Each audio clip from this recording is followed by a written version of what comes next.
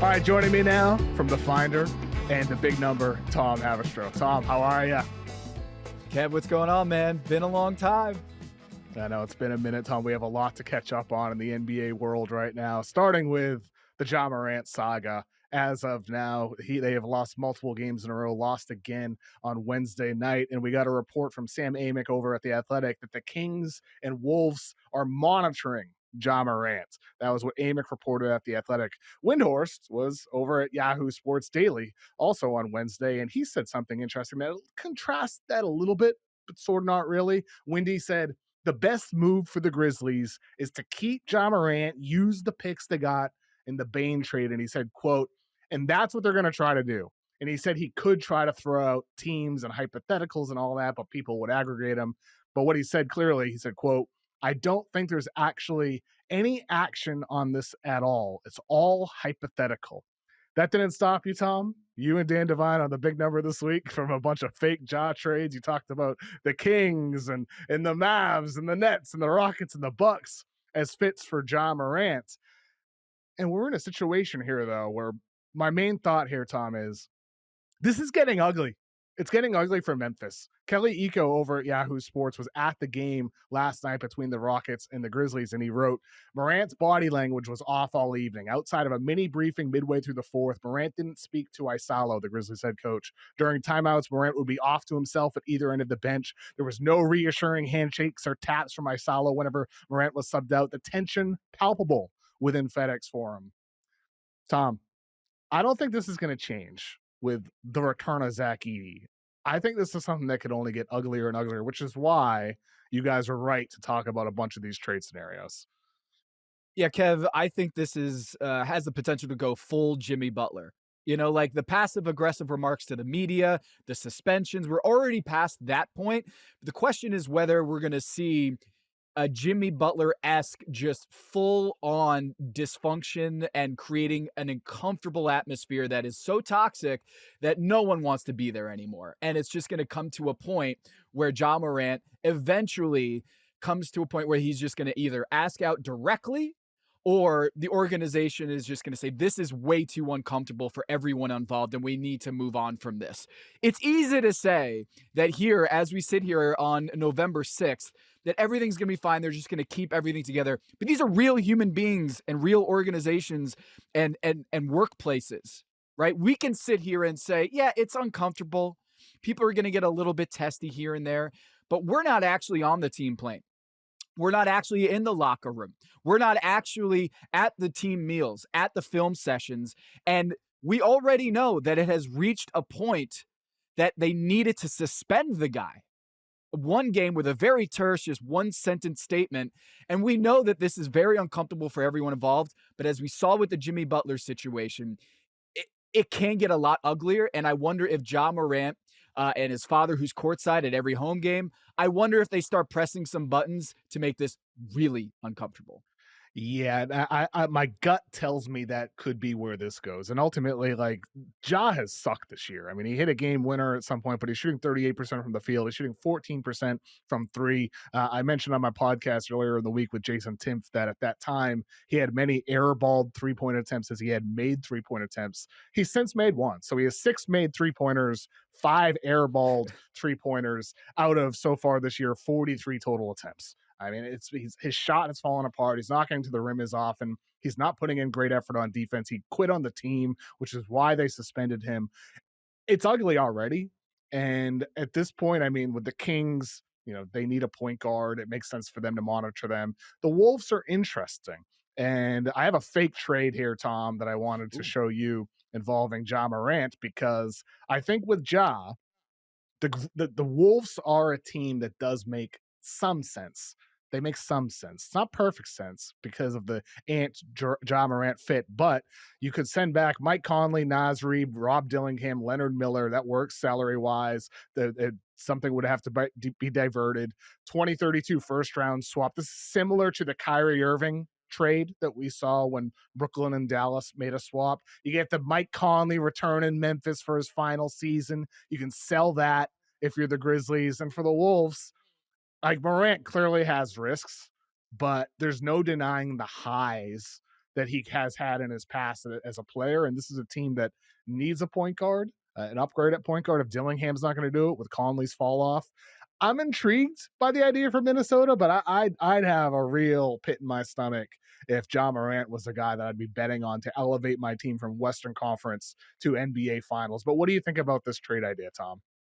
Memphis should accept that right away. Don't even think about it. If you get Naz Reid, you get a leader in Mike Conley and Rob Dillingham. Kev, I can't wait to talk to you about what is going on in Memphis with Rob Dillingham. After this preseason, he was awesome. Awesome.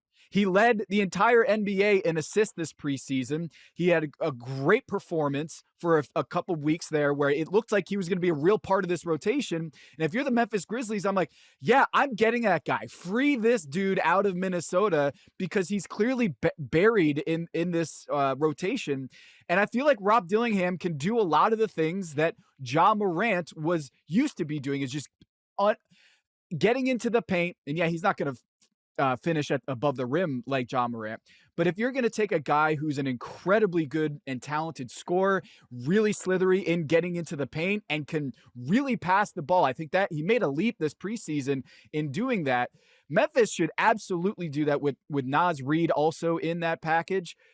From the Minnesota side, I mean, you're putting a lot of eggs in the basket of Rudy Gobert's defense, and they just have not been able to defend at all when Rudy Gobert hasn't been on the floor. And I'm worried that you put Ja Morant on this team without Mike Conley and his leadership, it all falls on the shoulders of Rudy Gobert and Anthony Edwards to basically take that burden of playing high-level defense nonstop and being able to plug all those gaps, both at a leadership standpoint without Mike Conley and also defensively. I worry about Ja Morant, his ability to reach those levels in the postseason with all of the warts of Rudy Gobert defensively and offensively at the highest levels of the sport. But then again, you look at the standings, Minnesota has to do something, whether it's They internally do. or externally, to right this ship. Well, ultimately, Tom, I do think that's why with Minnesota, first of all, that's my fake trade. I would not do that if I'm Minnesota.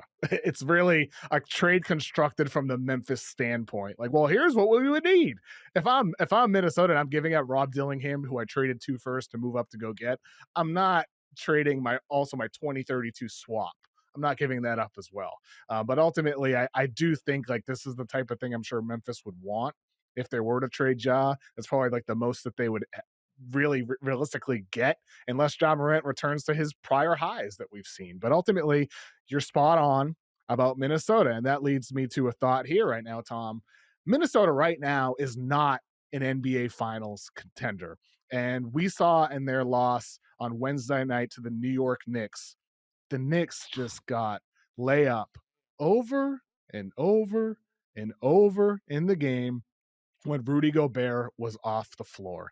And this is one of the concerns about this team right now, is because with the Wolves, like we're throwing the highlights right up on screen right now if you're watching on YouTube. Karl-Anthony Towns didn't have a big night, 15, 10, and 4, but we're seeing the Knicks facilitate through him, getting him touches and opportunities, guys cutting to the rim anytime Gobert is off the floor. Guys, like it's not even transition baskets, but guys getting to the rim with ease. Nobody's getting back. There's no help defense. And Naz Reid and Julius Randle sometimes out there together, not a lot of rim protection, not a lot of great size. And it's unfair to Naz Reid to ask him to be a rim protector. He's better as a 4. But ultimately, it just feels like a fundamentally flawed team right now. Everybody talks about the point guard spot for the Wolves. But the biggest problem on the team is what happens without Rudy Gobert out there. And so the numbers so far this season, Tom, with Gobert on the floor, the Wolves have a 109.7 defensive rating, which would be the equivalent of third in the NBA. With Gobert off the floor, they have a 134.8 defensive rating, the equivalent of last. And the shot distribution numbers are really where that where that difference is apparent. When Gobert is on the floor, only 20% of the shots they allow are at the rim. When Gobert is off the floor, 32% of the shots they allow are at the rim. And so there's a massive difference, including as we saw with the Knicks dropping 137 on them, with Gobert on and off, teams just getting to the basket night in, night out. And that's the biggest issue for Minnesota right now, on top of the point guard issue, which is huge. And I just look at this team and I'm like, they've probably been surpassed. by multiple teams in the West right now. Yeah, and Rudy Gobert is already, what, 33, turning 34? Mhm. It's a This is lot to ask of him. as good as it's gonna get. Like, it's gonna the decline, if it hasn't started already, it's going to happen, right? So if you're the Minnesota Timberwolves, you gotta figure out a way to defend at a high level with not everything being on Rudy Gobert having to play 48 minutes a game. Kev, I'm so glad you brought up these numbers. The other number I wanted to point out here with Rudy Gobert on the floor and off the floor, when he's on the floor, the Minnesota Timberwolves are allowing just 42 points in the paint every 100 possessions. When he's off the floor, it goes up to 61. So 42 to 61 points in the paint every 100 possessions. It kind of illustrates Awful. that it is a red carpet to the rim when Rudy Gobert's not out there. You got Julius Randle, Naz Reid, not known for their rim protection at all. But this is something that it is part and parcel of what the Minnesota Timberwolves, their identity as a team, is that we're going to have Anthony Edwards offensively just be such a heliocentric, everything, all the gravity is around him, and Julius Randle playing bully ball. But defensively, it all comes down to Rudy Gobert. And when you got a 7-footer, mid-30s, and everything in your defense funnels to him, you better hope that he stays healthy and defies the age curve, because that is their only hope of contending in the Western Conference. It's tough, man. And I think like you get Wolves fans. I see some posts show up on my For You page about, Chris Finch, he's got to play Johan Berenger. It's like if you're relying on Johan Berenger to be your backup five, it's as a rookie, a teenager, very raw out of France. It's a lot to ask, but they don't have any other answers. And ultimately, I think this goes back to the issue with Finch last year. Finch last season, I'm like, where's Terrence Shannon? Where's Rob Dillingham? Why are you not investing time into these young players to possibly have them ready for the postseason? And it's the same thing again this year. Dillingham not playing consistent minutes, Terrence Shannon not playing consistent minutes every night. Those guys should be playing more. You should just throw out Berenger and see what he does. I mean, he's a great shot blocker, even if he's raw, if it gets into foul trouble for 10, 15 minutes per game. If he elevates you from last in the NBA in defensive rating when Gobert is off the floor to 20th, like that makes a big difference over the course of a full season. And so I have some issues with Finch's handling of the youth on that team, Tom. I just, called the game with the Blazers last night on Wednesday night, OKC and Portland. And one thing OKC did with AJ Mitchell last year is they played him 77% of his minutes last year with Shai Gilgeous-Alexander or with Jalen Williams, J-Dub. And there's this, I was told by another executive around the league, is that this is a really smart thing for OKC. Something they do really well is they take guys, two-way contracts, rookies, second-round picks, and they integrate them in the real rotation and get them to see what it looks like with a lot of talent around you, what the game is supposed to be played like, instead of just giving those guys garbage time minutes, not next to Anthony Edwards, not next to Rudy Gobert, not next to Julius Randle. And so what they're doing is they're developing talent through integrating them right into the full rotation. So AJ Mitchell last year seemed like he might have been struggling at times to stay above water with a lot of the first unit guys out there on both ends of the floor. But look at how he's doing this year. It's not an accident that AJ Mitchell looks like not just an NBA player, but a really good NBA player, a second-round pick, two-way contract last year, and is now, as of last, I think before the game on Wednesday night, he was their second highest scorer on the team, total points scored. So Rob Dillingham and Shannon, these guys got to play and not just be buried on the bench in the doghouse, because I do think developmentally they would really, really benefit from having that sunshine. 100%. I mean, look, Conley's fallen off a cliff. He's a borderline NBA player at this point. I mean that with all due respect. He's had an unbelievable career. But at this point, like, you can't rely on Mike Conley in the postseason. So you have to give an opportunity to these other young guys on your roster. If you're not getting rim protection from Naz Reid and Julius Randle, you have to try a fourth big in the rotation and give a chance to Johan Berenger, who can block shots with his eyes closed. He's unbelievable at blocking shots. He's very natural at it. So I think that's very important for Finch before they make any big moves, is play the kids more, see how it works out. If you start losing every night, well, that maybe then it's very clear you have to make a move. But at this point, I think they first have to invest in the youth, see how it helps the team out. And then that's when you can talk about panic trades for a Ja Morant. But at this point, Tom, play the kids. Let's move on to the Houston Rockets, who beat the Memphis Grizzlies last night. Houston's offense so far this year, Tom, number one in the NBA. 122.4 offensive rating. They have wins versus the Nets, Raptors, Celtics, Mavericks, and Grizzlies. Not the best competition so far this year, but my goodness, there's reasons for optimism. Şengün, 43% from three on 3.3 attempts per game, both career highs. He's playmaking around different positions. They're putting the ball in his hands at the elbows. He's facilitating. Looks like Jokic at times. He has 82 touches per game, up from 62 last year. Amen Thompson, reason number two. You can have him go full court, coast to coast, get by guys. And I love the way they're putting him into different positions. Sometimes he's in the dunker spot, getting lob opportunities. He's a guy who just plays within the flow of the offense with quick, instant decisions, finding cutters and shooters. The versatility of a guy like him with this increased usage, I think, is becoming quickly apparent with some of the numbers he's putting up. And then our guy, Reed Shepherd, reason number three, stunk it up on opening night against the Oklahoma City Thunder, but he's getting more comfortable facilitating kickouts with accuracy after he gets into the paint, and the three-pointer, taking 5 per game, hitting over 40% of them, hitting very well off the dribble, very well, very deep off the catch. Reed Shepherd is reason number 3 is their backup, but Alperen Şengün, Amen Thompson, and Reed Shepherd, to me, Tom, it's feeling like we're seeing early signs of the Rockets successfully replacing Fred VanVleet. Do you feel the same and how it's resulting into these great early returns for Houston's offense? Or is this a function of a weak schedule, the weak opponents they face so far? No, I'm buying in. Amen Thompson is a much better playmaker and ball handler than I think a lot of people gave him credit for at the start of last season. But as you saw as the season progressed, he was getting triple doubles. He was leading the offense.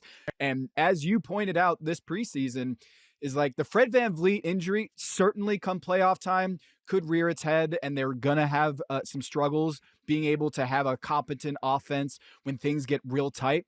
But Amen Thompson, Alperen Şengün, KD, Reed Shepherd, these are guys who can run your offense in a pinch. And I do think that the collective playmaking and ball handling is much better than advertised. And Fred VanVleet, who knows? Come down the line, it might come back to hurt them, is that they did not upgrade if they don't upgrade at the point guard position. But right now, man, I'm all in. And I think, to your point, being able to have this identity as a team that's going to have these 2 big lineups, and depending on how you talk about it, 4 big lineups with Jabari Smith Jr. and KD being 7-footers essentially. The offensive rebound rate when those guys are on the floor, I'm talking about KD, Steven Adams, and Alperen Şengün, when they're on the floor, their offensive rebound rate is 47%, Kev. I don't think I've ever seen that before, where you're recovering every other missed shot. You basically get 1.5 possessions every time you get the ball. That's absurd. That's absurd. It's the number 1 rate in the league. And when you look at the way that this team is built, they were able to pivot off of the Fred VanVleet look and pivot into this 2 big lineup and just beating you guys every time down the floor on the boards. It's absolutely unbelievable watching those lineups. I think it's different than most other teams are using 2 bigs. We see 2 bigs a lot more in the NBA, but we're not seeing 2 bigs plus Kevin Durant, plus Jabari Smith, plus Amen Thompson. I mean, he's big too, and a great rebounder. He plays as a 5 sometimes with the way they use him in the dunker spot. They use him as a screener. Like in some of those highlights I showed on screen, it's Amen Thompson setting screens for Reed Shepherd, or sometimes it's Amen Thompson being used in a 2-man action with Alperen Şengün. It just feels like, I don't know if they're going to sustain the number 1 offensive rating as the schedule gets tougher, but it's not like in the 2 games they lost, their offense suffered necessarily. I think there's just more dynamics and layers to this team, in part because of Kevin Durant, with just Kevin Durant doing KD things, but also just all these other younger guys getting better. Şengün is clearly better this year. Amen Thompson looks like a guy who's taking a leap. Reed Shepherd getting comfortable in a backup role. All these little things add up for the team. And I think you're seeing a great defense also develop a very, very good offense, even if it's not truly number 1. But I am buying the early returns so far, for the Houston Rockets. And I think, Tom, like, this is like something to monitor, man. Like, what if they stay top 5 offense all year long? I don't know if they're going to necessarily be able to take down OKC, a team that, people talking about them winning 70 this year, but they surely will have a chance to do that if your offense is reaching this level on top of having such an elite defense. And also, not unlike when guys who are struggling in some sort of scoring drought, they need to see the ball go through the basket, Yeah. get a layup, get to the free throw line, see the ball go through. Sometimes seeing is believing. And for a team like this to see their identity as this huge team that's going to be able to collectively make up the difference, that the sum of the parts is greater than the whole. I always botch that metaphor. But Fred VanVleet being out, that they can see that they can win playing this style, I think is actually going to pay dividends for them, is that they know they can win this way, that they know they can get high quality shots. They know that they can play with this brand of basketball and still have success out there. I do think that buy-in is hugely important in the NBA. So I think for all these guys that we're talking about, getting this, even if it's a soft schedule, getting the results that they want is going to go a long way for Ime Udoka to solidify this identity of this team. And with all the injuries across the league, you can't say that this team doesn't have an identity. They know who they are, and they're beating teams up with it. Tom, I mentioned Oklahoma City as somebody people say, oh, could they win 70? Well, they lost their first game on Wednesday night against your Portland Trailblazers. The Blazers took them down with a 20-point comeback against Oklahoma City. Number 5-3 so far this season, Portland is, with the 15th ranked offensive rating, the 8th ranked defensive rating. And I'll tell you what, Tom, in that fourth quarter, Deni Avdija looked like a superstar in all capital letters. Superstar. Scoring, playmaking, doing literally everything, Tom. Deni looked amazing. I remember coming on this show last year, the second half of the year, and just every game coming to you, Kevin, being like, this guy's making the leap. Most improved player. He's going to be a 25-5 guy next season. And that's exactly what he's doing. This guy is, I think, just he's an all-star. Like, if he keeps this up, he's an all-star. The stat we gave last night on the broadcast was that players who have averaged Deni Avdija's numbers, all 100% of them since 2000 have been all-stars. Like, this dude is playing all NBA, all-star caliber basketball. He loves contact, dude. Like, the way that he puts his shoulder into you and finishes at a high level. He gets and ones all the time. He's top 5 in fouls drawn. Like, people complain about Shai Gilgeous-Alexander and all the foul calls he gets. Dude, Deni Avdija is going to barrel right through you every single time. And guys can't stop fouling. They cannot legally guard this dude, and he wants it. You can tell that Deni Avdija is hungry for this spotlight, and he's deserving of it. The Blazers have figured out Jeremy Grant coming off the bench, the highest scoring player off the bench this season, to move space for Deni Avdija. They're going small, 13 minutes a game with Deni and Jeremy Grant at the 4 and 5 positions. And their offensive rating when they go small is 130, Kevin. They are blowing the doors off of people when they go small with Deni and JG out there. And a big reason why is they get that ball in transition and they go turbo style. Deni Avdija's nickname, Turbo, is for a reason. They try to run you out of the gym, and Deni Avdija does not slow down for anybody. And against a Thunder team on the second night of a back-to-back, when they got in at 3 a.m. the night before from their trip, no Chet Holmgren, no Lou Dort to slow things down, Deni Avdija was a superstar down the stretch. Absolutely. You're 100% right about that. I mean, look, I think anytime there's guys who have big second halves or last couple months of the season, there'll be questions. Oh, is this for real? Or is this people taking it light on them at the end of the year? They're not a true playoff team, yada, yada, yada. Well, he's doing everything he did at the end of last season and more than what we saw in February, March, April last year with Deni. He looks like a complete basketball player. And even in that game, he's 5 for 17 in the game. Didn't have his best scoring performance the first 3 quarters, but the way I think it was the last possession or last 2 possessions of the third quarter, he had a bucket and an assist. And that entire fourth quarter, just the playmaking, the feel, the decisions, the scoring, the versatility, getting into the paint, hit some tough layups. I mean, he's going against a great defense with or without Chet and Lou Dort, and he just looks for real. The Blazers as a whole, Tom, 5-3. They look like a team to me that is going to be in that play-in borderline playoff conversation, and they do indeed look like a team taking a leap at this point Yeah. with the Blazers. I think this is very, very much for real with them, and I think also Chauncey Billups, this whole situation with him getting arrested, Tiago Splitter. There's been no setbacks installing an unexpected new head coach. Is it possible Tiago Splitter becoming the head coach is a blessing in disguise for the Blazers? Well, every time down the floor, he is doing this. He's trying to get them to run every time down the floor. And the numbers don't lie. The Blazers get to their first shot quicker than any team in the NBA, 10.1 seconds, according to inpredictable.com.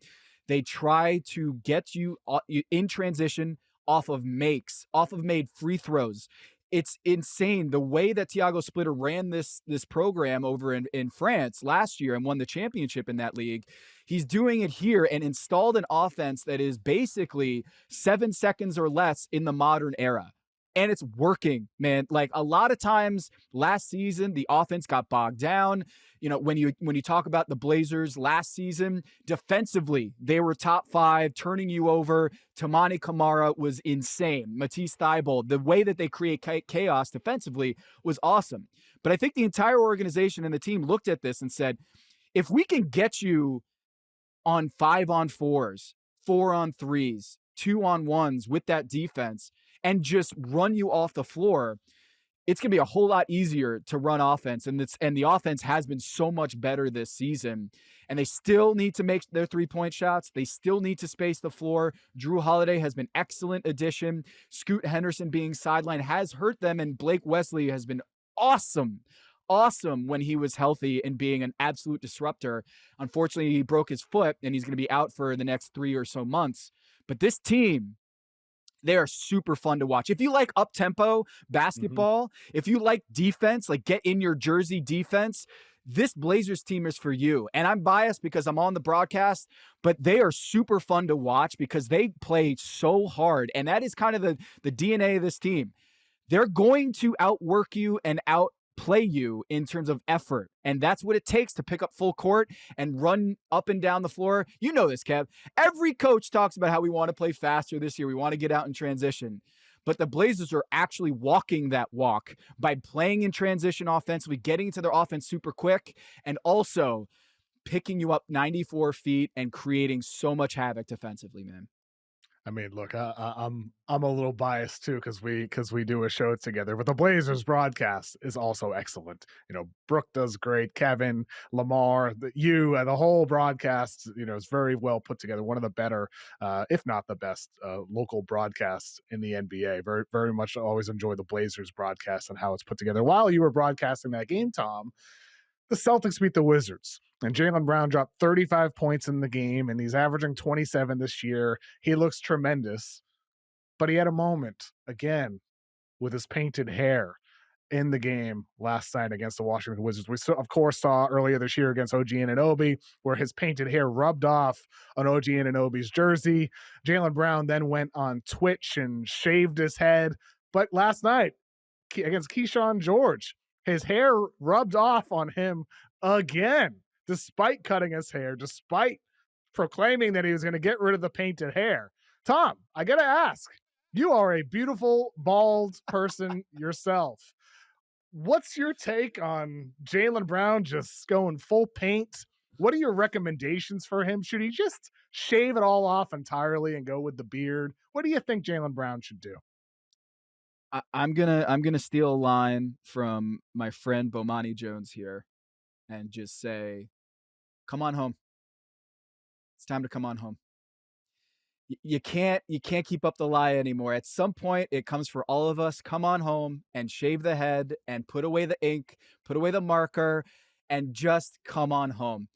It happened to Bomani. It happened to me a few years ago, and you just got to let it happen. Give in, okay? I know Turkey or whoever you can fly across the world in order to get this treatment. Just come on home. It happened to Michael Jordan, and he still was the GOAT. Ray Allen, it happened to him. Still one of the greatest, if not the greatest shooter not named Stephen Curry of all time. So come on home, Jaylen Brown. I know it's hard. I think I only committed to shaving and doing the Bic when I was like 35. This is tough for a guy who's, how old is Jaylen Brown now? 26, 27? 27, 28, something along those lines. 29, That's 29 tough. years old. 29, just 29? turned Oh 29. no. Yeah. Yeah, so this is it's gonna happen, and the sooner that you do this, the better. At this point, I wonder if there's like an advertising campaign that's about to happen where he's like gonna endorse this company or endorse a cleaning product. Wouldn't that be great if there was like a Tide partnership that's gonna happen where it's like, get your stains out of your shirts. Hi, I'm Jaylen Brown. Has this happened to you before? Well, here's how you do it. It's With an Tide. opportunity for it. It's really an opportunity, just like the Stephen A. Solitaire thing. And now everybody at ESPN is posting Solitaire ads on X. I mean, Look, there is a chance here Tide. for some brands. We got to get Tide on line one. We got to figure out a way, or what would be another company that we could come in here? Mr. Clean. Hey, you get Mr. Clean. Hit two birds with one stone. You get the beautiful bald guy, and you get to get that money. So, hey, Jaylen Brown, come on home. We're here. We're waiting for you. We're a very, very welcoming group. It's time to come on home. Replace Jaylen Brown could be the new Mr. Clean. How about that? I love it. I didn't know that he did it again last. Thank you so much for bringing this to my attention. Yep. It's got to be a bit at this point, right? Like he can't be keep doing this, right? I know it's got to stop. Just stop with the painted hair. The full Carlos Boozer thing. That look. Don't go that extreme. That's a bit much. And there are some others. Wait. So Derek White, you think Derek White sits down and just like, look, man, I had to come on home too. Like at a certain point, the giant like diaper on the top of your head that he had for so long when his hair was receding, his hairline was receding. Derek's got to sit him down, man, and just say, hey, I became basically an all-star, a champion when I did this. You too can do this and shave your head. Yeah. I mean, Jaylen's got a nice beard. He should just go with the beard. That's just my take. Go with the beard, Jaylen. If I ever went full bald, I've had some receding. I think it's just a hairline that my grandpa had that'll stay this way. But if I continue receding, I'll happily go bald or fly to Turkey. One of the two. We'll see. On the other side of that game between the Celtics and the Jazz, this Jazz lost that. Walker Kessler, we found out he is undergoing season-ending shoulder surgery, which sucks for him. He's going to be a restricted free agent next summer, and this was a big year for him.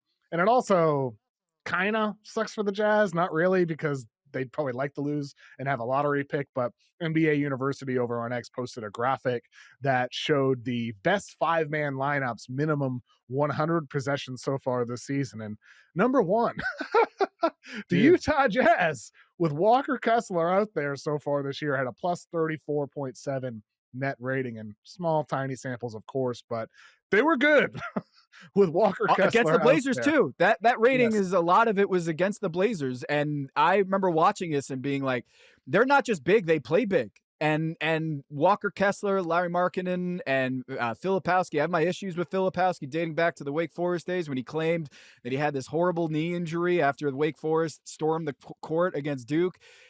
But when you got those 3 7-footers out there, they offensive rebound, they shoot. Walker Kessler was shooting. Markkinen was a superstar. And Keontae George has looked great this year. And so in a way, I think this was a validating start for the blueprint for the Jazz, is that this 3 big lineup with Keontae George, they showed us something this season. And it's really tough with the economics of the league and restricted free agency really pinching a lot of these guys, especially coming off of this injury. It's going to be really tough for Walker Kessler to get full value on that contract. It's really tough physically, obviously, with the shoulder surgery and the torn labrum. But I kind of feel like the Utah Jazz are going to do right by him. I mean, famous last words here, and business is business. But I feel like Walker Kessler has shown enough that he deserves a big payday at the end of this season in restricted free agency. But this is just a huge bummer for a team that I didn't expect to be as good as they were in the early going because of that huge lineup.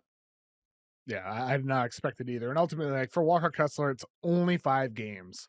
But in those 5 games, he did look like a more developed version of himself. He hit 6 of his 8 3-point attempts, 14 of his 20 free throw attempts. So, like, a guy that ever since high school has fancied himself as one of those 7-footers that can shoot threes, never was able to do it in college, never was able to do it successfully in the NBA. Prior to the season, he was well below 25% from 3-point range, below 60% from the free throw line in his career, below 55% for that matter. He didn't get an opportunity to show that the improvements were for real. And I think that's one of the separating skills that would have made him go from a 20-ish $1 million big man who's an elite shot blocker, an elite finisher and screener to big payday if he were it did successfully shoot over the course of the season. So disappointing for him on a personal level, obviously. For the Utah Jazz, as you said, Tom, I'd expect somebody, whether it's them or somebody else, will reward him still with a good contract because he's a damn good player. Let's move on to the Detroit Pistons. They're one of the teams we've talked about almost every team ever since the season started on my podcast so far. The Pistons are one team that we haven't brought up yet. I wanted to talk about the Pistons with you, Tom, and they are now 6-2 on the year. We saw another amazing Cade Cunningham performance on Wednesday night. He's averaging in the last 4 games 28.8 points, 11.5 assists, 5 boards per game. He had 22 turnovers in his first 4 games of the season. He only has 7 in his last 4. But what I'm most interested in, what I'm most noticing with the Pistons so far this year is the 2 big lineups. Last season, in 3,961 total minutes, the Pistons had 2 bigs on the floor for only 18 minutes. This season, 80 minutes of their 384 total minutes have had 2 bigs on the floor. So 21% of the time this year, they've had 2 bigs, up from 0.5% last year. And they have a plus 19.7 net rating in those minutes, 119.7 offensive rating, 100 defensive rating. And it looks great, Tom. It looks sensational with Jalen Duren out there and Isaiah Stewart, beef stew, hitting threes, Jalen Duren rebounding, ripping down everything at the basket, grabbing boards. Together, their offense is scoring. Cade is still operating very well despite, in theory, a lack of space because 2 bigs and sometimes All-Star Thompson. But more than anything else, their defense is just shutting down the paint with Stewart and Duren out there together. When Duren is playing at the level that he is, a nightly double-double, blocking everything around the basket, Stewart bringing energy on the boards, getting weak side blocks. This team is not only hard to stop when they're on offense with Cade as the engine, but their defense looks like it's taking a leap. And this 2 big thing happening around the NBA, Detroit was a team you didn't expect it to happen. 0.5% of their minutes last year, up to 20%. That's unbelievable. It's a huge stat. I remember Monty Williams, one of the biggest gripes I had was that he was trying to make this work, is Beef Stew and Jalen Duren playing at the same time, and it was a disaster. And so last year when they started doing this with Tobias Harris at the 4 and spacing with Malik Beasley and like, oh, wow, Cade Cunningham with shooters around him. Wow, what a brilliant idea. And then what if Beef Stew is actually a good stretch 5 and Jalen Duren, dude, I love Jalen Duren. Like coming out of the draft, I was really upset to see that the Charlotte Hornets traded that pick away and did not bring Jalen Duren to Charlotte, where I could see him down the street on a regular basis, because I thought that dude at his age and his size, it's hard to find those kind of dudes. And right now he's still 21 years old, 4th year in the league, 21 years old, and he looks like one of the best under 25 guys in the league. I mean, he's so big. It looks like he's got like cinder blocks for feet. He's huge out there, and he's starting to play both ends of the floor at an elite level. And I love the lob threats, the rebounding, the defense. Beef Stew and Jalen Duren, the bad boy Pistons, like this identity is really interesting. It didn't work a couple years ago when these guys were, 19 years old. But now, as they've developed, it's been a real asset for them. Big time, big time. They currently are 6-2. They are second in the Eastern Conference behind the 6-1 Bulls. And for Detroit, they're winning the games that they should win. They have 4 wins in a row against Orlando, Dallas, Memphis, Utah. They have Brooklyn on Friday, Philadelphia on Sunday, Washington on Monday, then Chicago again next Wednesday. So there's some tougher tests coming up for them, but everything they're doing, Cade, it was a really weird start of the year for him with all the turnovers, but I think that's just a blip. And the Cade we've seen the last 4 games is the Cade will, in all likelihood, see the remainder of the season. He's been this past week or so absolutely sensational, and we've seen a lot of great performances. In addition to Cade over the last few days, Josh Giddey against the Sixers had 29, 15, and 12, and the game-winning assist to Vooch in the corner.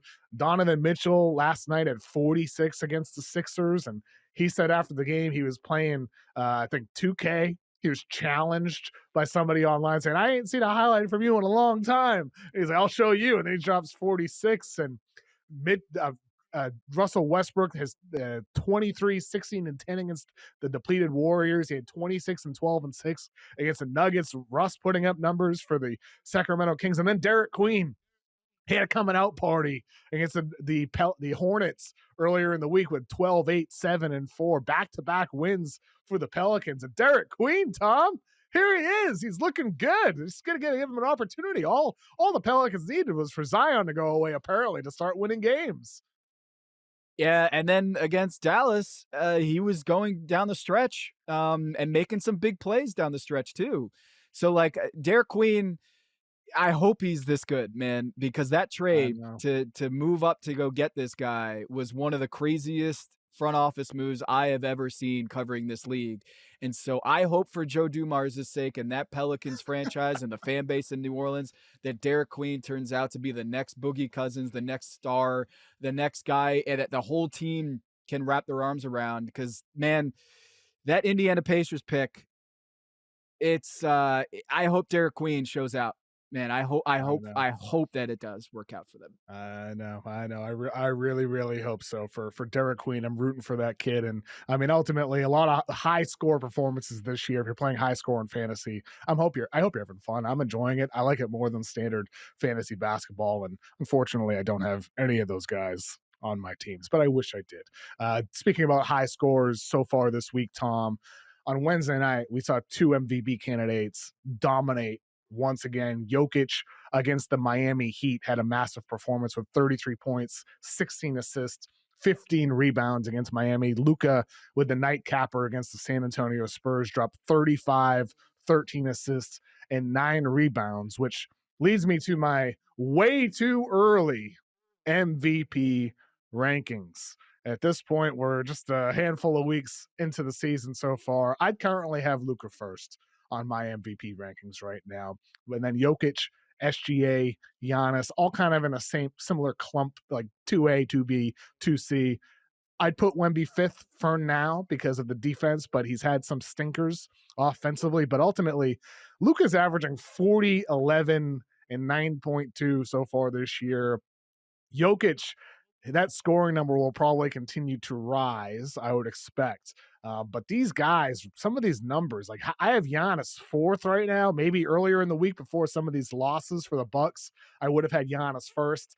Just to be clear to the Bucks fans, don't get too mad at me. They've dropped some games, but Giannis is having an unbelievable individual season. It's just kind of nuts, Tom, what some of these guys are doing right now in the NBA. I mean, Luka, he might actually average 40 or close to it this year with the way in which that he's performing right now. He really might. I mean, the numbers are MVP worthy. I would probably put him like 2 or 3 on my fake way too early ballot just because he's only played 5 of the 9 games. And so if Very we are fair. going to look at your performances, I look at Giannis and I look at Wemby and I look at Jokic. Shea coming off the second night of a back to back, getting in at 3 a.m. and still balling out against the Blazers. I just feel like I might give them a little bit more of an edge because of that they've been there every night. But Luka, what what's Dallas doing right now? I kind of feel like if you traded Luka last year, I kind of feel like you must have gotten a huge package, and Dallas is doing really well to trade that guy who's number one on your MVP ballot, right? Things are going well in No, Dallas? pretty tough. I mean, it's just kind it's pretty tough for them, and Oh, I mean, really? ultimately, yeah, it's pretty tough losing to the Pelicans, but ultimately with these MVPs, I think with Luka specifically, yeah, you're right about the games played, and you know, hopefully he stays healthy the remainder of the year. But the fact the Lakers are 7-2 with him missing that time, Austin Reeves, of course, had his big mega performances. The fact LeBron hasn't played a game yet for the Lakers, and the Lakers are 7-2 so far in the year. They look good, and I thought in that game against the Spurs last night, DeAndre Ayton, man, ever since his pretty poor opening night performance, he's been awesome. Ayton, 22 points, 10 rebounds last night, playing pretty well on defense, putting in great effort. I'll tell you what, Tom, like Ayton looks like one of those guys where when he cares, when things are good around him, he puts in great effort and he looks like a very good player. When things are off, when the team's not winning, he's not going to put up big numbers as we saw last year with the Blazers and really put in any level of consistent effort. But the difference between the Ayton you saw last year covering the Blazers and the Ayton we're seeing right now with the Lakers is just night and day. I mean, like this is going to be a shock to your system seeing this transition for DeAndre Ayton. He showed out against the Blazers, coming back to Portland and doing what he did, showed out big time. Just every time down the stretch, the Lakers got him the ball, and he's not going to get to the free throw line. He's not going to go through you, but that jump hook and that mid-range jumper was as money as it's ever been. And so when you're able to get those open looks in the paint like that, DA is going to convert. And when he's setting hard screens, when he's rebounding, when he's got a chip on his shoulder, he's good. And I got to say, he outplayed Wemby, Kev. He outplayed Wemby on Wednesday night. And I certainly, after the way that Wemby started this season, would never have seen that coming based on the way that both of those guys came out of the gate this season. Never in my wildest dreams would I be able to think I could be able to say DA outplayed Victor Wembanyama in the year 2025. Just didn't think it was possible. And sure enough, he did, like straight up. And I didn't see that coming. I thought Wemby, the way that he started the season, the first opening 4 games, that he realized I'm going to be physical. I'm going to play through you. I'm 7'7" now, or whatever we're going to call him. And I just thought against a guy like DeAndre Ayton, who does not like that kind of physicality as much as some other guys, that Wemby would just eat him for lunch. And that did not happen. The opposite, quite honestly. Wemby did not have a strong game. The second kind of dud that he's had this week, I thought DA was excellent, and I do think that, we'll see after 82 games and come playoff time how this looks. But the guy did play in the NBA Finals with the Phoenix Suns, so it's not out of the question that he can't put it all together for a full 100 games. The Lakers have to be happy with the effort they've seen. Speaking about Wemby, you wrote a great article over at Yahoo Sports about his usage on national TV this year. Entering the year, he had 22 games on national TV. They flexed out and flexed in a Spurs game later this month, where there'll be 23 national TV games. Can you kind of detail what you wrote about and why you think the Spurs need to be on national TV a lot more? I just think we're going to come to a point in the NBA landscape where there's no KD, there's no Steph, there's no LeBron, and I think the NBA should invest more in Wemby. He is Shohei Ohtani, he is Caitlin Clark, where you have to watch what this guy does on a nightly basis because he's going to do something new you've never seen before. The highlights, the sheer, like, I can pull out my cousin who's never watched a game of basketball and have her look at the screen and she'll be like, who's that guy? You need that kind of guy on your TV as much as possible if you're the NBA. And they've done a good job of marketing him globally. He's number 1 in social media views, not just in America, but also in Europe and in Asia. Wemby's the number 1 guy. But when it comes to national TV appearances, which is the biggest moneymaker for the leagues and the NBA domestically, the way that they market their players is getting them on NBC, getting them on network television and ESPN. And the weird thing is, despite all of that social media buzz and the physical appearance and the fact that he's, 7'7", the NBA selected just 22 national TV games for him outside the top 10, a Kyrie Irving list Dallas Mavericks team had more. The Boston Celtics without Crazy. Jason Tatum and Kristaps Porzingis and Drew Holiday clearly downshifting this season. The NBA decided to put them on more than Wemby. And I just feel like we need to have this guy on at the max number of times. And I didn't know this before I was reporting this story, but there is a cap that broadcasters can put each team on their air. So the ESPN ABC networks, they can only put on a certain team 13 times, max 13 times. And with NBC, NBA and NBC and Peacock, it's 11 times. And with Amazon Prime, it's 10 times. So the max that you're going to get from a Wemby or a LeBron or Steph is 34 games on national TV. Wemby, he's got to be at 34, Kev. I just think for the future of the sport and to grow this tent of NBA fans, I feel like Wemby singularly is such a charismatic and interesting figure, and he's so good at basketball.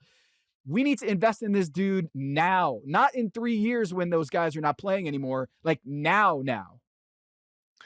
It is shocking that it wasn't more than the 22 it was entering the season.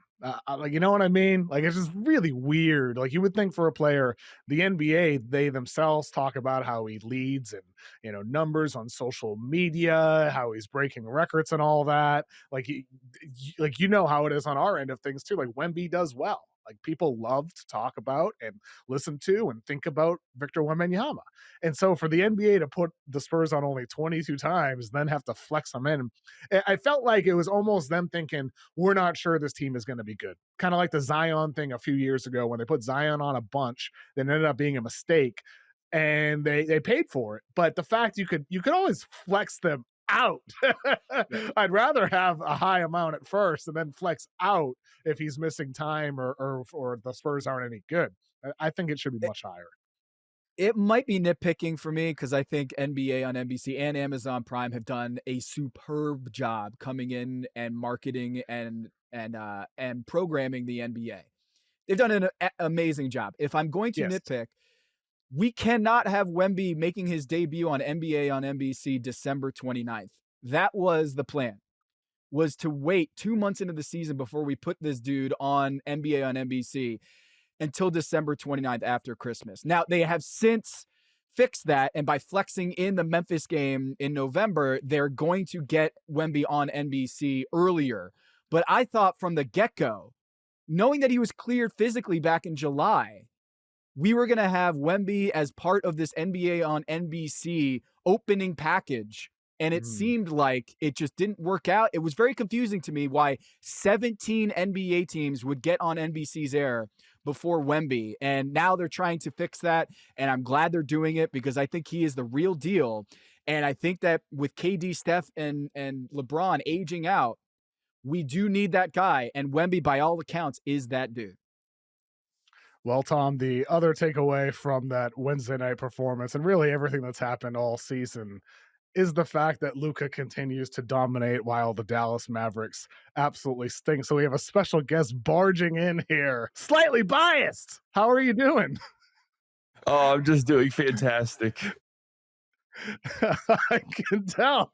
I saw you on playback on Wednesday night reacting to the Mavericks losing to the Pelicans, and boy, oh boy, a very organic moment reacting to the state of the Dallas Mavericks. I'm sorry.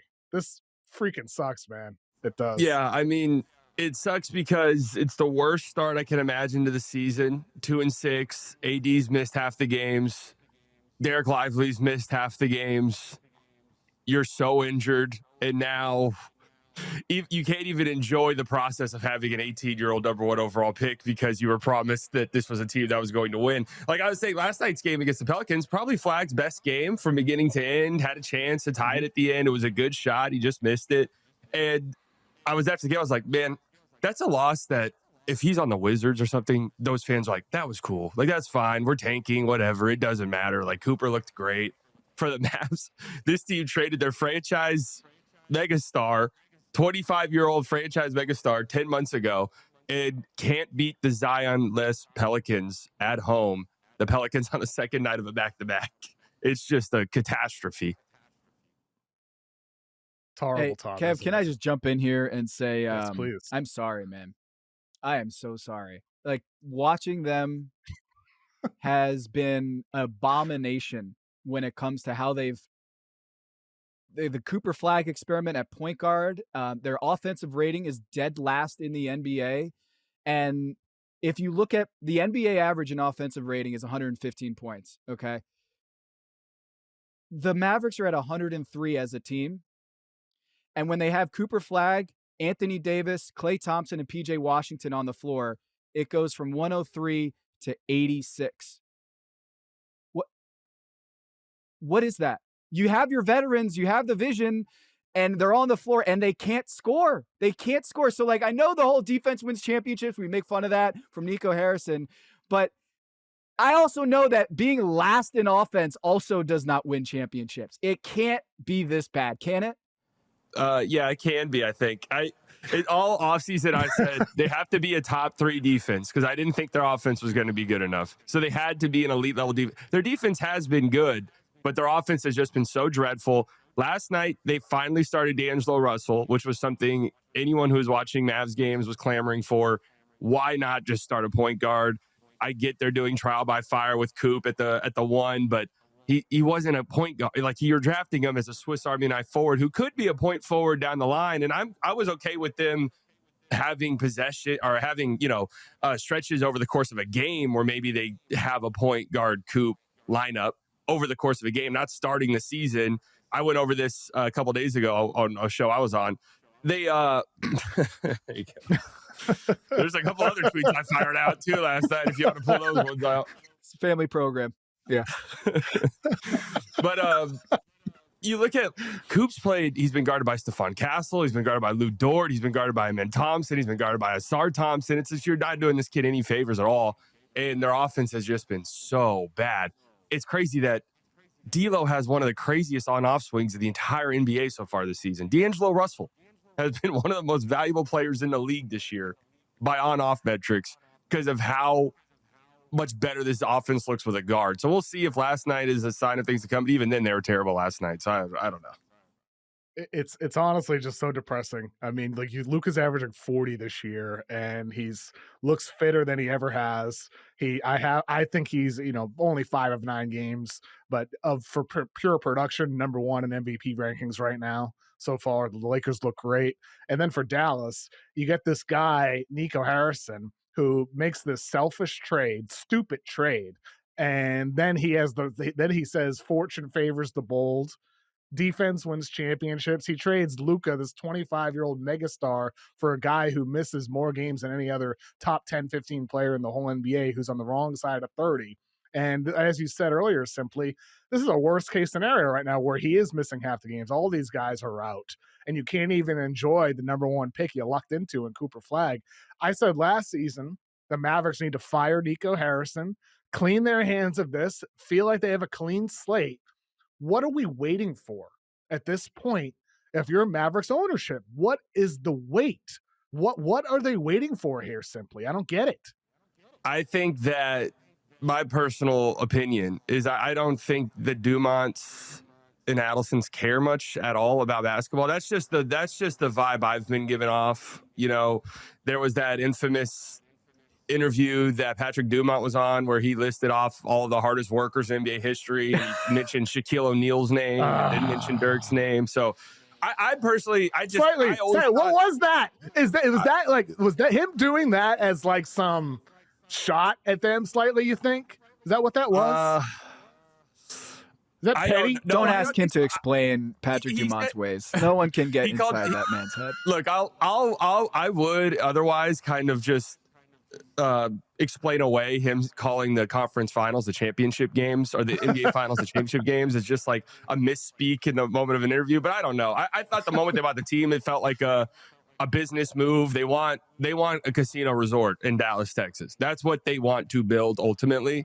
Whether or not the Mavs, originally it was the Mavs were going to be a part of that in some way. The new stadium, their lease is up in 2030, I think. So the new stadium would be a part of this luxury casino resort once gambling gets legalized. It's been a whole thing here in Texas, so it's been slow for them. So I don't think they really care about basketball. I mean, that's my personal belief. So they gave the full reins to Nico. And I do think they're using this. I think they have it in their back pocket, though, because they've had PR people come in. They brought in Rick Welts. Like, they know okay, things are bad here. Our fans are very upset, but we do have this get out of jail free card almost. The moment we fire Nico Harrison, our approval rating is going to shoot up. Even if ultimately we're the ones that allowed this to happen, because a big trade like this, the owners could always step in and say, you're not doing something like this on my watch. But I just don't think they care. I don't think they know much about it personally. And I just think Nico was just like, hey, this is the right move. And they're like, okay, cool. And now they've got to ride it out. Tom, do you think the Mavericks are in a position right now that they should just blow it up? They have the 4th best lottery odds at this point. Is this a window here? Just pivot away from trying to win and just trade everybody besides Cooper? Yeah, build around Cooper. Build around Cooper. They should have done this when they got the number 1 pick and just said, look, Kyrie's out. AD is unreliable. Go find another contender that you can build around, an AD and try to win a championship. We're not on that timeline right now. This is all about Cooper Flag. And my question is, what if they didn't get Cooper Flag? What if they didn't luck out and get the number 1 overall pick? Is it almost worse, or is it somehow better that they would be able to, like, all right, we're just going to have to restart and figure things out. The Luka trade was bad, but you know what? We're just going to sit in this whole AD and Kyrie situation. But I almost feel like getting Cooper Flag almost exposes the lack of vision and the sheer dysfunction in this organization, that it almost pains me even more to watch Cooper Flag be utilized in this way. 18-year-old big playing point guard. It's sad. Kev, you said it was sad. I think it's very clear they need to build around Cooper and do what's best for him long term, because this AD, Klay Thompson, Kyrie hasn't played, and it's going to be a while. I don't see how this works. Slightly. You agree with that?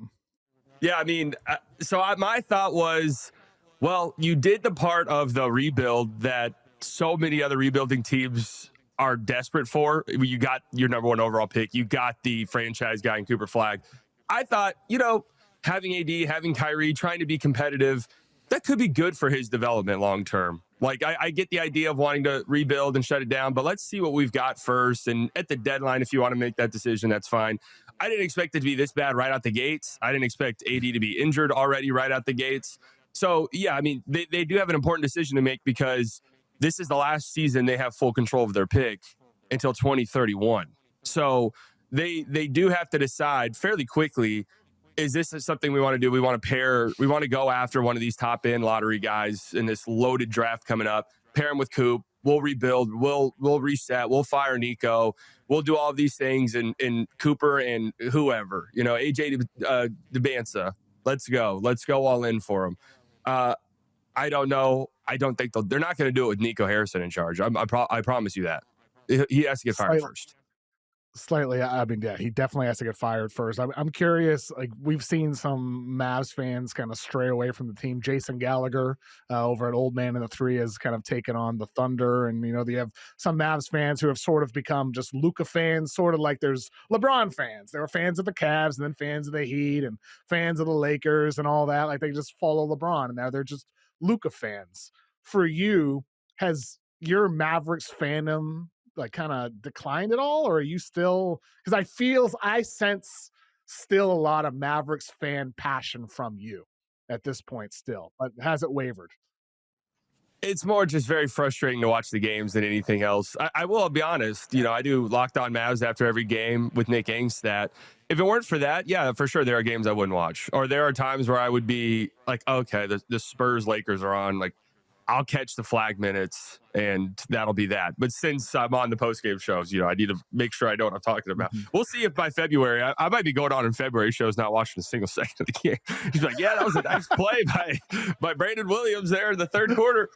But no, I mean, I don't blame any fan. I've watched every Spurs game this season. I've watched every Thunder game this season. I have not watched every Mavericks game.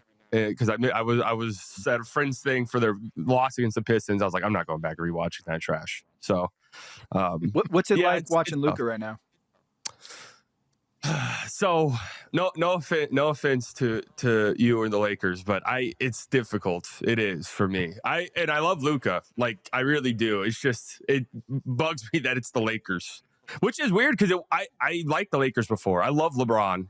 It's just the fact the trade was what it was. I think is what is so angry, makes me so angry. It's not the like Luka. I'm happy he's doing good, but it's like I can't believe that franchise got Luka for nothing.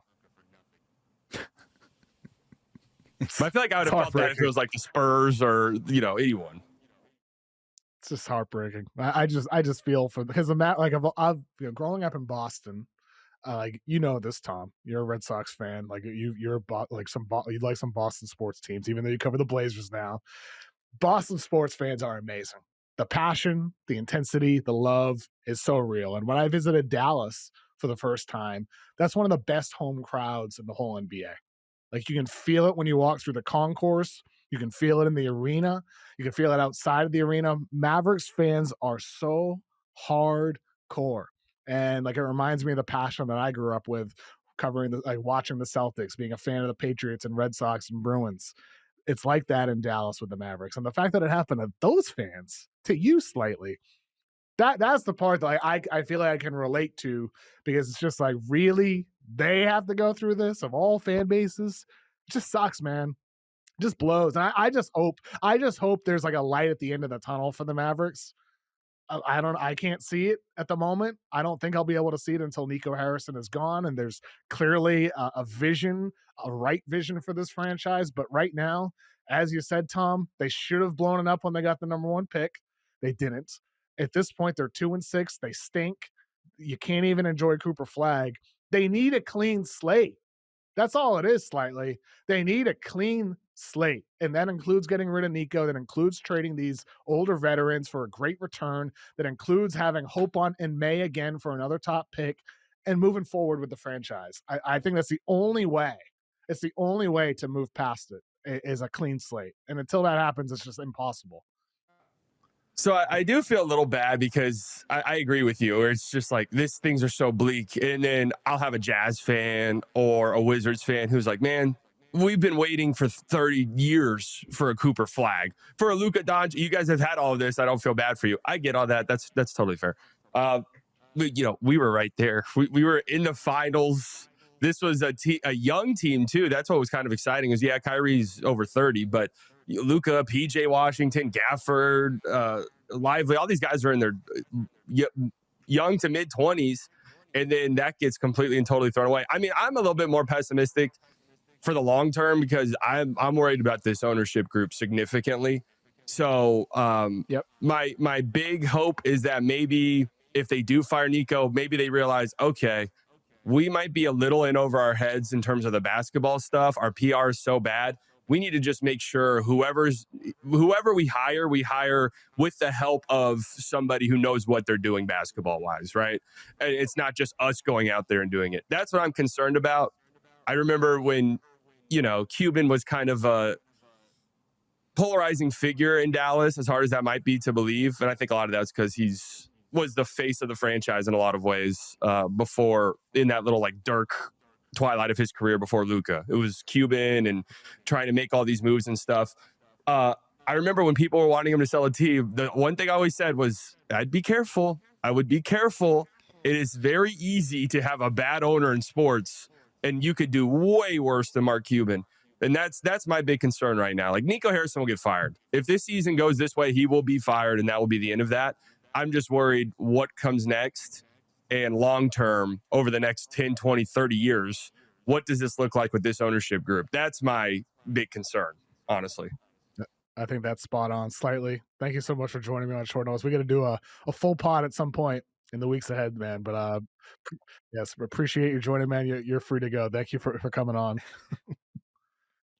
Thank you slightly. Yes, it's great to see you slightly. Tom, that was fun. Thank you as well for coming on today, Tom. There's a lot of topics. We hit a ton of teams here, man. This was fun, man. We got a big week ahead of you. You got any more Blazers games coming rest of this week, Tom? Oh yeah.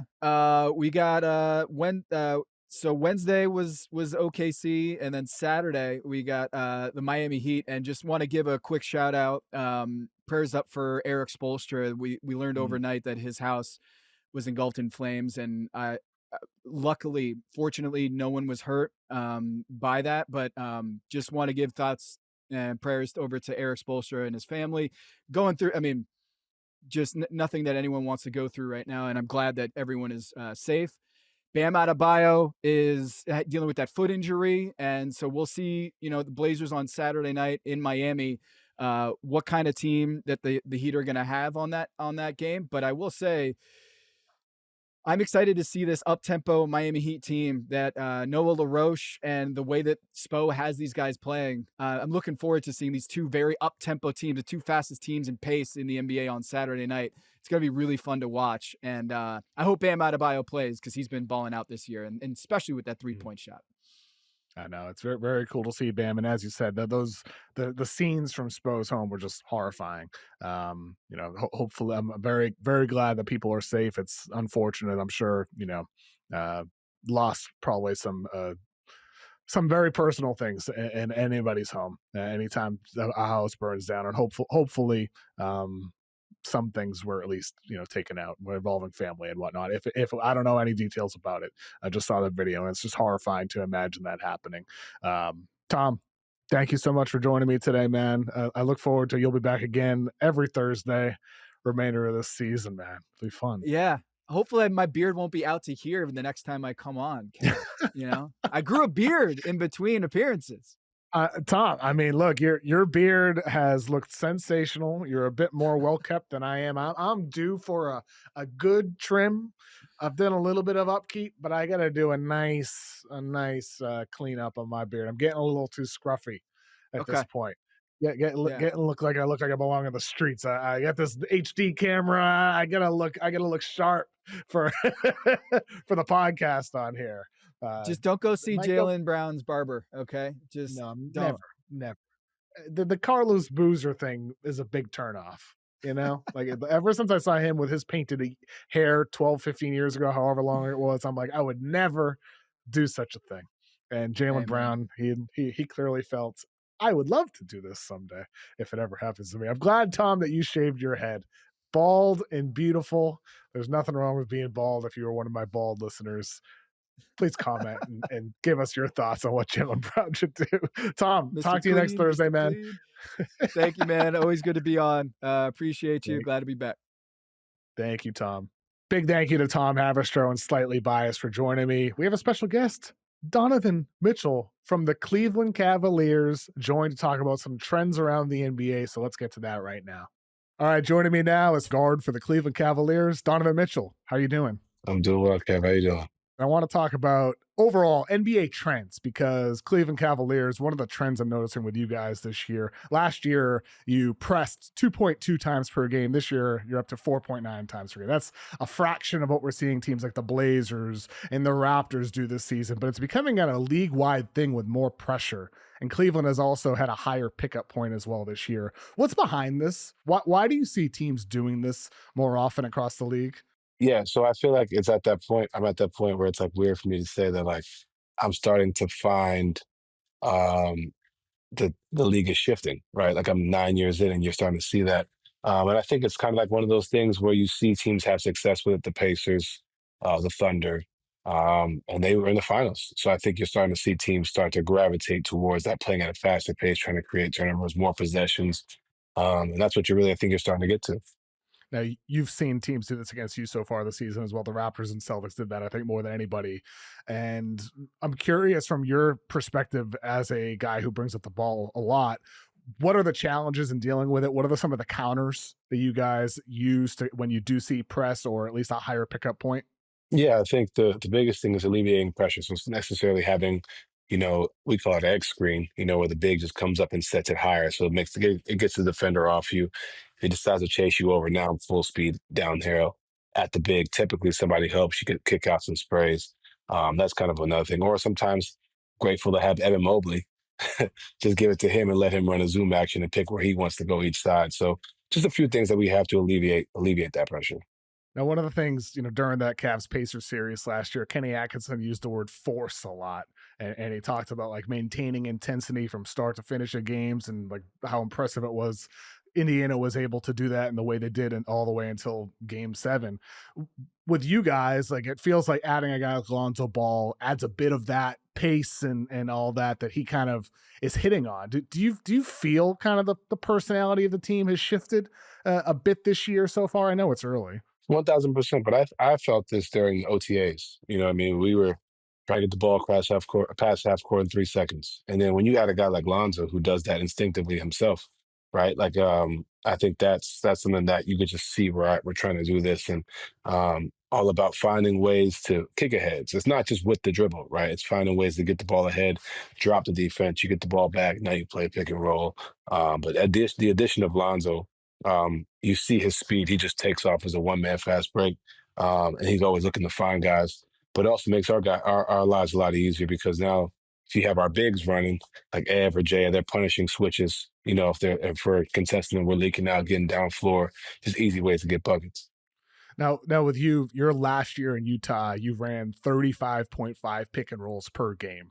This year, you're at 23.8, and that follows a league-wide trend. Pick and rolls are down across the board. 5 years ago, it was at 140, then fell to 137 per game, 136, 129. This year so far, it's 126 pick and rolls Wow. per game. Why do you think teams are running fewer pick and rolls per game across the board? Well, I think it's part of the being picked up. Like, if I'm getting picked up and I'm just gonna go by you, if you tell somebody you have the entire court damn near to just get downhill, you're gonna get downhill without even using the screen. You're not gonna bring an extra guy into it. Sometimes you do to alleviate that pressure if it's slower. I mean, obviously, but I think if you're getting the ball out the rim and you're kicking it ahead, there's no need for a pick and roll. You're getting right to a three, and we're getting shots up so fast as a league, not just as the Cavs. I think that's kind of why things are going down. I mean, I think I would imagine like also switching defense as well against certain Yeah, opponents. If it's just a switch, like, well, oh, okay, we're just creating another ISO yeah. or another post up.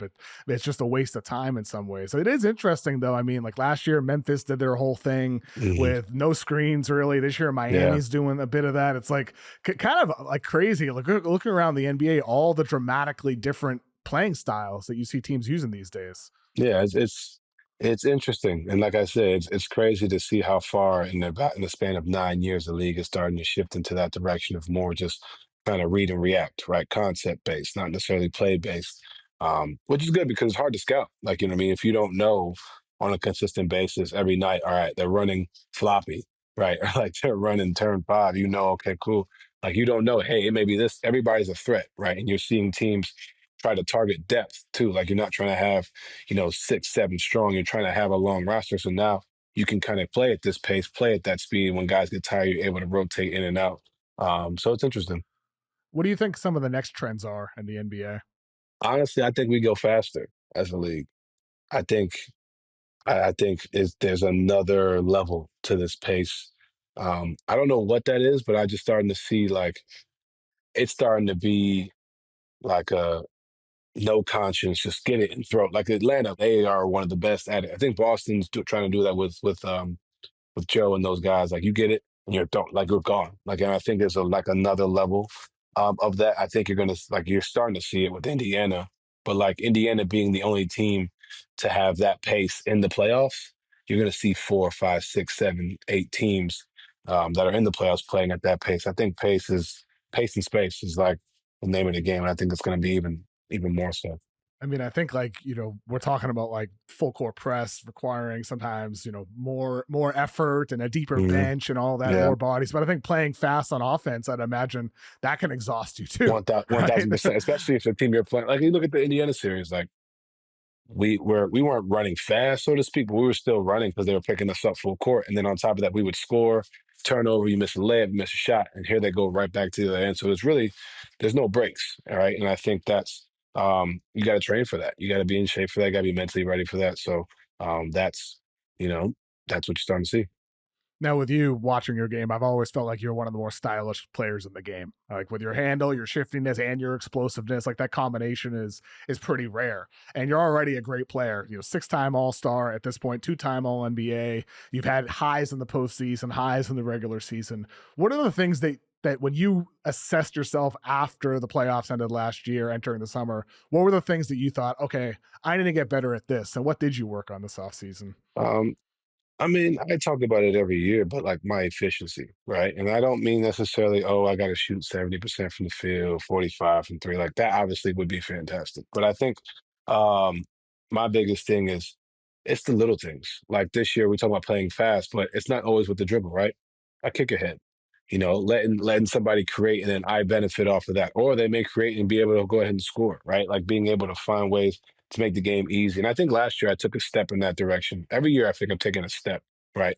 I think last year really opened my eyes to like, okay, there's success here. Like, okay, cool. Like, and we also have the talent to be able to do this where it's like I get off it to DG, he creates. Now they're helping on DG. I'm able to get a simple catch and shoot three, right? And I didn't have to do any work. Like I didn't do anything, but also be ready when my time is called to be able to shoot off the dribble, get in the paint, create. But when I talk about efficiency, it's like efficiency with my movements. You don't always have to be head like down at the rim trying to jump into people, jump over, like being really efficient with my mid-range jump shots, and picking my spots to attack, to let off the gas, and be able to allow guys to continue to elevate the way I have, the way I really did last year. I'm starting to continue to build up. I remember years ago, I think it was, might have been you were still in Utah. I don't know. I was like 5 years ago or something like that. You and I had a conversation for an interview, and you told me about how one of the things you learned was like sometimes in order to maintain your energy over the season, you have to learn how to take days off. Man, Do you feel like at this point of your man, career, you've got that mastered? Like you just know how it's to pace the whole year? it's funny you say that because I literally am having a conversation with Tyrese Proctor today in the cold tub, and he's like, "Man, like I'm getting mad because the coaches are telling me to sit down. It's like I got to keep shooting because I haven't made a shot." And it's like it's so crazy that you bring that up because I'm sitting here like, no, like they're right. Like you don't need to do anything. You got 2 days off.